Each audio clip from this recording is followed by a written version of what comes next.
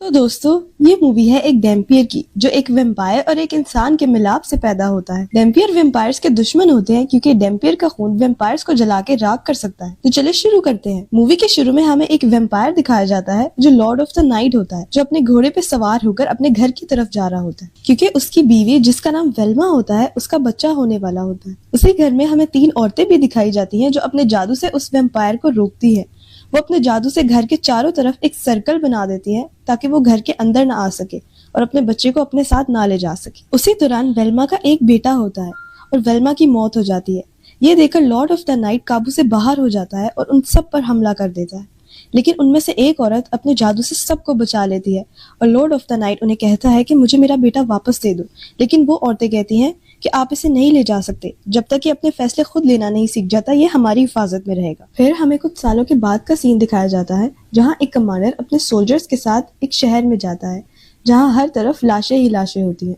Commander ये सब देख के परेशान हो जाता है और कहता है कि मुझे ये किसी भेड़िए का काम लगता है। फिर अगले सीन में हम देखते हैं कि ये सब एक चर्च में जाते हैं जहाँ इन्हें एक आदमी मिलता है और उनको बताता है कि शैतानों ने यहाँ हमला किया। हमारे काफी लोगों ने गोलियां चलाई लेकिन सब मारे गए। अब तो तुम्हें वैम्पियर को बुलाना होगा। जब वो ये बोल रहा होता है उसी दौरान एक सोल्जर उसे गोली मार देता है और कहता है कि ये आदमी कितना बोलता है। उसके बाद ये सोल्जर सब लाशों को दफनाने लग जाते हैं। फिर अगले सीन में हमें 2 दोस्तों को दिखाया जाता है जिनमें से एक को बहुत ज्यादा नाइटमेयर जाने थे। ये दोनों अलग अलग विलेजेस में पैसा कमाने के लिए जाया करते थे। अब ये एक विलेज में जाते हैं। उसके बाद एक दोस्त बाकी सब गांव वालों को इकट्ठा करता है। उनको बताता है कि मैं जानता हूँ कि आप सब लोग बहुत परेशान हैं क्योंकि शैतान ने आपकी जगह पे कब्जा कर रखा है। आप फिक्र मत करें, मैं अपने साथ एक वैम्पियर को लाया हूँ। उसका नाम हार्लिन है और वो शैतान को भगाने में आपकी मदद कर सकता है। अब सब लोगों को दिखाने के लिए हार्लिन एक कब्रिस्तान के आगे जाके खड़ा हो जाता है और वहाँ जाके अपना नाटक शुरू करता है, जिसको देखकर सब लोग बहुत ज्यादा डर जाते हैं। कुछ वक्त नाटक करने के बाद सब लोगों को बताता है कि मैंने उस शैतान को मार दिया है। ये सुन के वहाँ के लोग बहुत ज्यादा खुश हो जाते हैं और जश्न मनाने लगते हैं। फिर हमें दिखाया जाता है कि कमांडर अपने हेडक्वार्टर्स वालों से राब्ता करने की कोशिश करता है लेकिन उनसे बात नहीं हो पाती। फिर कमांडर अपने सब सोल्जर्स को इकट्ठा करके कहता है कि अब हम यही रहेंगे और मिलकर दुश्मन का मुकाबला करेंगे। फिर अगले सीन में हम 2 सोल्जर्स को देख पाते हैं जो कि रात के वक्त एक बिल्डिंग के बाहर पहरा दे रहे थे। उन दोनों को वहाँ एक लड़की की आवाज सुनाई देती है जो कि मदद के लिए पुकार रही थी। ये दोनों सोल्जर्स उस लड़की को बचाने के लिए जाते हैं लेकिन असल में वो कोई लड़की नहीं, वो तो एक वैम्पायर थी। वो अपने लंबे नाखून उनकी तरफ बढ़ाती है और उन दोनों का खून पीकर उन्हें मार डालती है। उन दोनों की आवाज सुनकर कमांडर और उनके साथी फौरन भागकर बाहर आते हैं और उसी दौरान हम उन वैम्पायर्स को देखते हैं जो कि उनके साथियों का खून पी रहे थे। सब सोल्जर्स उन पर गोलियां चलाते हैं लेकिन उन वैम्पायर्स पर उनकी गोलियों का कोई असर नहीं होता। उनमें से एक आदमी कमांडर को कहता है कि अब तो हमें वैम्पायर को बुलाना होगा। वो आदमी वाकई में हमें सही कह रहा था। मैं उस वैम्पायर को जानता हूँ, आप मुझे उसके पास जाने दें, मैं उसे लेकर आऊंगा। फिर हम हार्लिन और उनके दोस्तों को देख पाते हैं जो कि एक मरी हुई लड़की का सर काट के अपने पास रख लेते हैं ताकि सब गांव वालों को यकीन आ जाए कि वाकई उन्होंने किसी शैतान को मारा है और उसे भगा दिया है। उसी दौरान कुछ सोल्जर्स उस गांव में आते हैं और हार्लिन और उसके दोस्तों को पकड़ के अपने साथ ले जाते हैं। फिर अगले सीन में हम कमांडर को देख पाते हैं जो कि हार्लिन को बताता है कि कैसे शैतानों ने उन पे हमला किया जो कि इस दुनिया के नहीं थे। वो हार्लिन से पूछता है कि तुम कौन हो, तो हार्लिन उसे बताता है कि मैं एक धोखेबाज हूँ जो अपने दोस्तों के साथ जगह जगह घूमता है और पैसे कमाने के लिए हर किसी को बेवकूफ बनाता है और वैसे भी वैम्पायर्स नाम की कोई चीज नहीं होती। ये कहकर वो जोर जोर से हंसने लग जाता है और कमांडर उसे एक जोरदार मुक्का मारता है और उसे बिल्डिंग से बाहर भेज देता है ताकि वो ये देख सके कि ये वैम्पायर्स को मार सकता है या वाकई कोई धोखेबाज है। उसके बाद हम हार्लिन को देखते हैं जो कि एक बिल्डिंग में जाता है। उस बिल्डिंग में उसे वही वैम्पायर लड़की मिलती है। उसको कहती है कि मैं अपनी जान बचाने के लिए यहाँ छुपी हुई हूँ। ये कह के वो हार्लिन के गले लग जाती है लेकिन उसे उसके खून से एक वैम्पायर के खून की खुशबू आती है और वो फौरन उससे पीछे हट जाती है। उसके बाद हार्लिन बिल्डिंग से बाहर भाग जाता है और 3 और वैम्पायर्स उसे वहां पकड़ लेते हैं। एक वैम्पायर हार्लिन पे हमला करता है और उसका खून निकलने लग जाता है। हार्लिन का खून जब उस वैम्पायर के हाथ पे लगता है तो उसका हाथ जलने लग जाता है। उसी दौरान दूसरा वैम्पायर जब हार्लिन पे हमला करता है तो हार्लिन अपना खून वाला हाथ उसके आगे कर देता है, जिस वजह से वो वैम्पायर वहीं पे जल के राख हो जाता है। उनकी लड़ाई को लॉर्ड ऑफ द वैम्पायर्स भी वहां खड़ा होकर देख रहा होता है। वो उन सब वैम्पायर्स को वापस बुला लेता है और उनको कहता है कि तुम इस वैम्पायर का मुकाबला नहीं कर सकते, लेकिन वो उस वैम्पायर लड़की को वहीं पे रोक देता है और उसको कहता है कि तुम इस पे नजर रखो। फिर सुबह के वक्त हमें कमांडर और उसके साथी दिखाए जाते हैं जो अपनी बिल्डिंग से बाहर आते हैं ये देखने के लिए कि कल रात को दूसरी बिल्डिंग में क्या हुआ। लेकिन वो ये देख के हैरान हो जाते हैं कि हार्लिन तो जिंदा था और उसने वहाँ एक वैम्पायर को भी मार दिया था। तो वो कमांडर हार्लिन से पूछता है कि ये तुमने कैसे किया। तो वो उसको कहता है कि सूरज की रोशनी की वजह से ये वैम्पायर्स जल के मर जाते हैं। हार्लिन उस कमांडर को ये भी बताता है कि अंदर एक लड़की है, अगर तुम चाहो तो उससे जाके मिल लो। अब कमांडर हार्लिन के कहने पे अंदर तो चला जाता है, लेकिन उसके साथी भी वहाँ से भाग जाते हैं क्योंकि वो कहते हैं कि हम तो मरना नहीं चाहते। हार्लिन और कमांडर को वो अकेला छोड़कर वहाँ से चले जाते हैं और जाते जाते हार्लिन अपने दोस्त को भी भेज देता है और वो उससे कहता है कि यहाँ पर बहुत खतरा है, तुम यहाँ से चले जाओ। फिर हम देखते हैं कि हार्लिन और कमांडर उस वैम्पायर लड़की के पास जाते हैं और उससे उसका नाम पूछते हैं।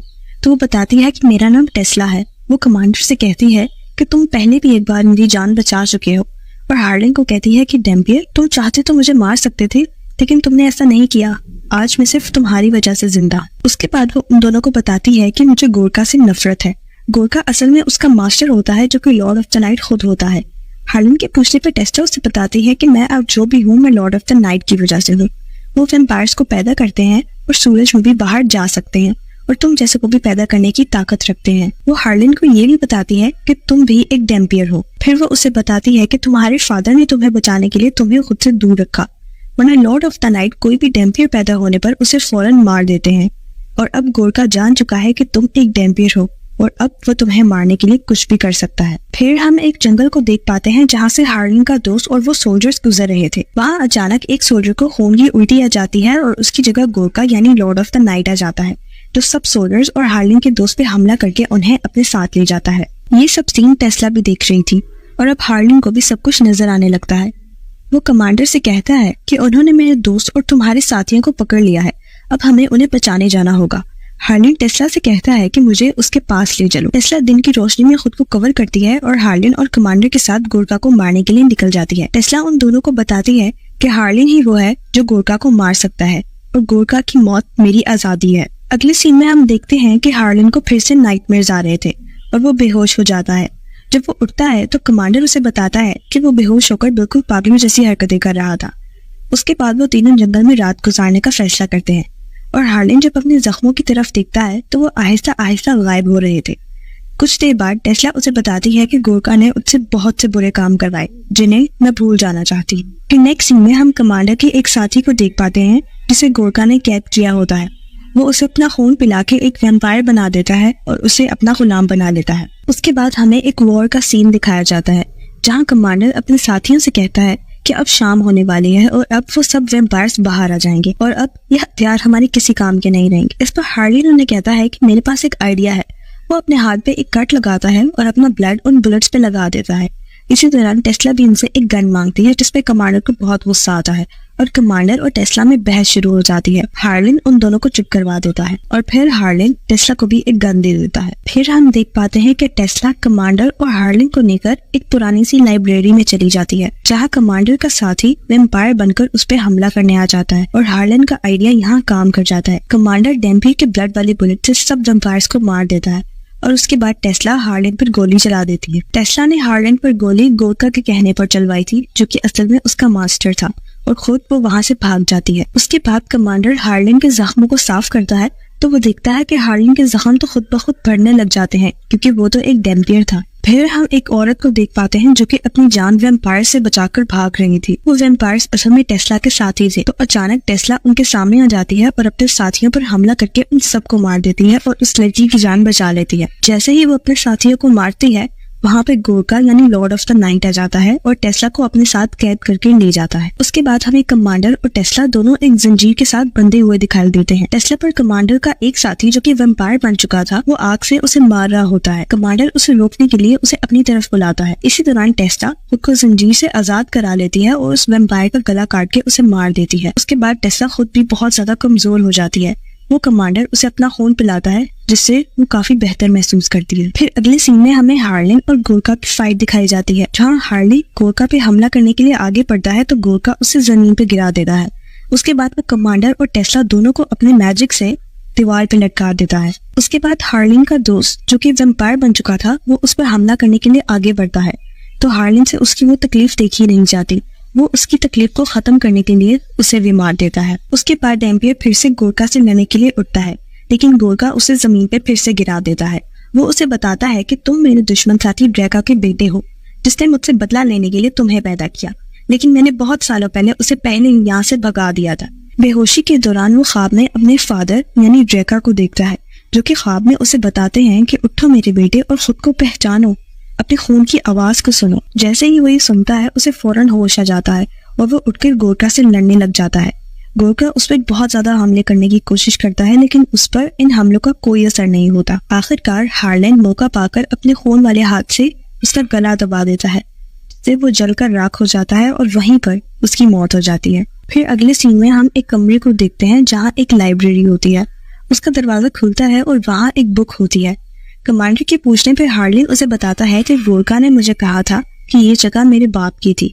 उसके बाद हार्लेन और उसके साथी उस किताब को देखते हैं और हार्लेन टेस्ला और कमांडर को बताता है कि यही मेरे फादर का है और उसके अगले सफ़ों पर बहुत से वैम्पायर्स बने होते हैं।